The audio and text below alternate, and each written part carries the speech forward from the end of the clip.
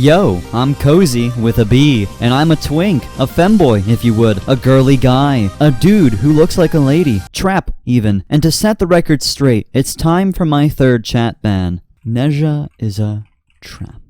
Now, let's get into it, shall we? Have you ever wanted to slaughter thousands of clueless morons with a flaming katana at the speed of sound in obedient service to your dommy mommy? If not, you're a loser. But if you answered yes, I have the treat for you. This is Warframe, and at first glances it seems like an overstimulated, methed out hack and slash that's far too fast for anyone over the age of 30 to comprehend. But behold, for that suggests its veil. Many unacquainted subhuman video game players have distinguished this conclusion and turn the game down. However, they are heedlessly misguided of what the game truly is about. A game about you, who gets woken up by a MILF after years of war and strife in the universe. As Space Naruto, you, accompanied by your new MILF and your dissociative pun-telling robot companion, go out on an escapade to find your body before an edgy assassin who hates his dad and watches anime finds it and kills it, only to realize that you are stuck as a teenager in the it's not a phase forever, and that you put your rampant hormonal psyche into a flash drive and upload it into cute space puppets with space magic to fight cosmic horrors beyond your comprehension spread out across multiple enemy factions in drastic political strife and turmoil across the ruin of a once great racist galactic empire in service of your newly discovered mommy kink, for loot, rewards, and of course, spiritual balance. I'm sure this turns heads, as for many this seems like the average Friday evening, minus the pegging. Though there is more to it than just that. There are a multitude of factions that you, the player motherfucking character, are antagonized by. Such as the Grenier, an example of what happens when inbreeding doesn't turn out as hot as Pornhub's front page wants to make you believe it is. With iconic political figures such as General Vor. Yep, that's his name. The Infested, a faction that one could only compare to being a walking reminder of Chernobyl. They're fucked, radioactively distorted, fucked even, and in very Soviet fashion. They take over everything they possibly can, but they are extremely easy to cut down hordes of. The Corpus, a massive galactic religion that robotically worships currency as their deity. Literally, they worship money. I can only wonder what Digital Extremes was attempting to get at with such a subtle addition to their lore like this. And then there's the Orokin, which are remnants of a once great galactic empire. However, the Orokin attempted to craft sex robots with so much free will that they could give consent. But they never did, in fact, give consent. Instead, these sex robots laid waste to their entire fucking empire. So you will, at times, have to come face to face with their evil sex robots or the strange fuckers that lurk in the ruin. It's me, yeah, swag long, and I just want to bust a fucking nut, man. And then there's the player characters faction, the Tenno, who are all cursed to forever be teenagers because of a certain incident, and use cute customizable puppet golems to snuff out every faction to end the galactic Game of Thrones that's going on in the galactic remnants of the once powerful Orokin Empire. These puppet golems that the player uses are called Warframes. Wow, that's like the game's name. That's crazy. And there are a lot of them to pick and choose from. Well, not from the get-go, but eventually there are. And they're all iconic in their own way. For example, here are a few off the top of my head. The curvy dominatrix Korra, who I call Hora, who uses a whip and walks with high heels and all that, and even has a pet at her side at all times. Now, often I would call up the local bishop and ask him to cleanse me of the undeniable craving to be put in that collar and crawl at her side. But after 207, maybe 208, religious cleansings, I can say without a doubt that I am not religious. I want that collar. In short, she's hot. Speaking of hot things, and on the subject of being a submissive little bastard, there's Nezha, who is a trap. He's a femboy robot who is super fast, agile, nimble, and dare I say, mobile, and leaves behind a trail of fire whenever he runs. He's also a trap. Not to mention, he ensures you will be banned for life if you speak his name. Nezha, who is a trap, is rather hot on his heels. It's like a joke. He just so happens to be my main. Fuck you, you know why. He's super rad. But you wanna know what isn't rad? Fucking Atlas. Just look at him, look how fucking dumb he looks, standing there looking all dumb and stupid, being dumb. Fuck you, Atlas. I can't wait for the update when they finally take him out of the game and I can finally be like, ah, at last. It's like tons of music to my ears, really. And oh yeah, music is a thing. And with Octavia, you can literally use any song you want as a weapon and tear hordes of enemies to shreds with your killer beats. I shit you not. On my Octavia, I'm using the Fresh Prince of Bel-Air theme. So the thing about Octavia that's really cool is that you actually get to make a song. And you get to use the song as a weapon, as they did in the Sea of Liquid Bop during the war. And basically,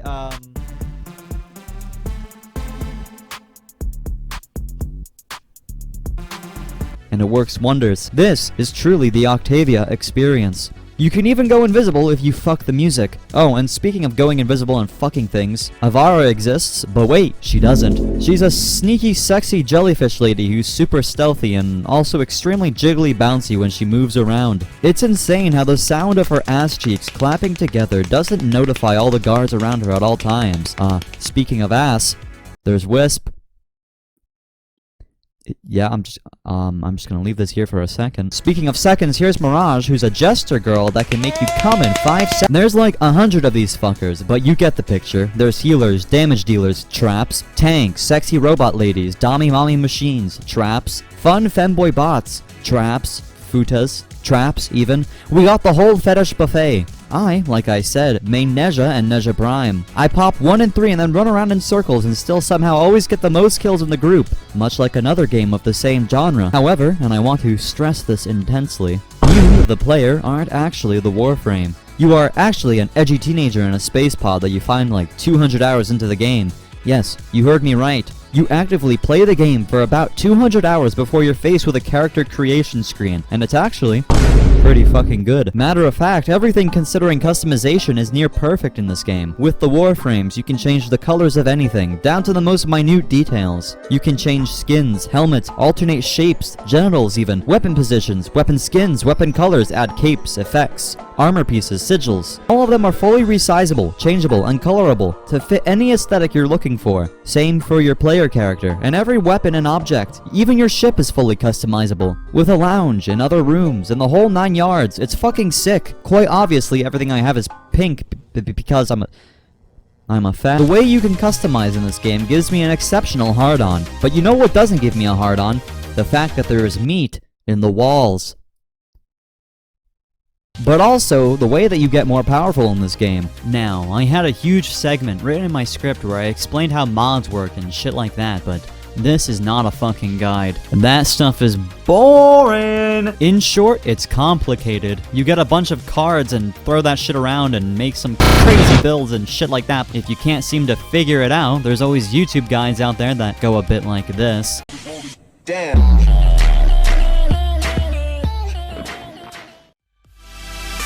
Yo, what's going on, guys? It's me here, Rally fucking Smokes Gaming, and today I'm here for yet another tutorial for all of you. But before we get into that, make sure to click subscribe and click the bell notification right next to it. Also, click the like button, it helps me out a lot in the algorithm, and leave a comment telling me if this helped you or not. Also, I'm doing a 71 base platinum giveaway, so if you're interested, make sure to follow me on Twitter at Rally fucking Smokes, and click the link down below to join my giveaway. And now on to the tutorial. But first, let's have some words from our sponsor, Raid VPN Audible Shadow Legends.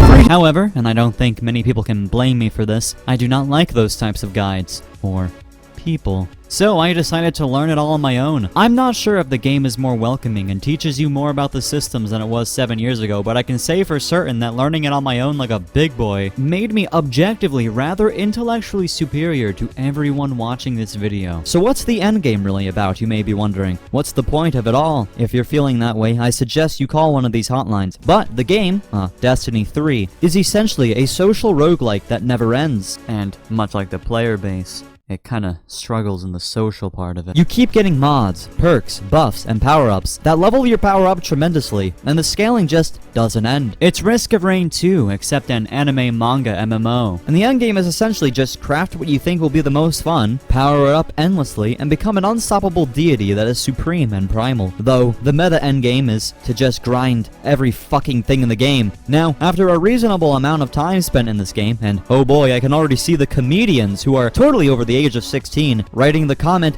"That's it?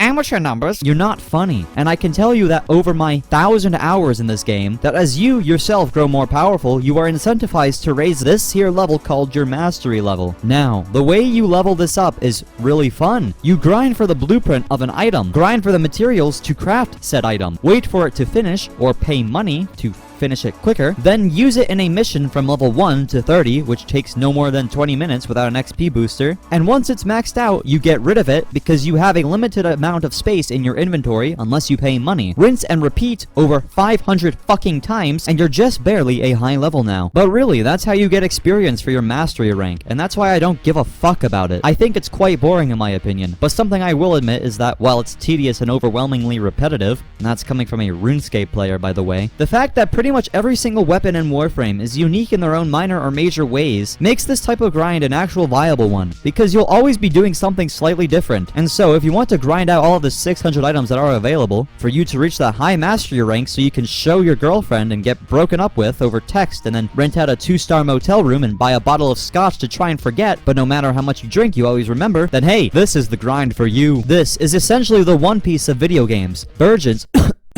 excuse me. Warframe players who obsess over their mastery rank will sit you down and look you in the eyes, and with no bullshit, no sarcasm, and not even a hint of self-awareness in their voice, will unironically tell you, don't worry, it gets fun at around 500 hours. When for me, at least, it's just fun in general if I don't obsess over that little number, in my experience at least. In my subjective experience, that is. In my subjective and personal experience. I have the flamethrower of fucking death. I have Trap Prime, because he's a trap. I have the cool katanas, and so, I'm sad. I don't really want anything else in the game. I kinda have the same mindset that I do with Gang Shit Impact. I don't really care for anything else in the game until they release a character that gives me a boner. I'm not gonna grind for 600 items I'll never use to raise my number and artificially extend game time by sitting and waiting for those 600 items to craft. Plus, I'm content being at my level. Only 6% of players have actually gotten to my level, so shut the fuck up.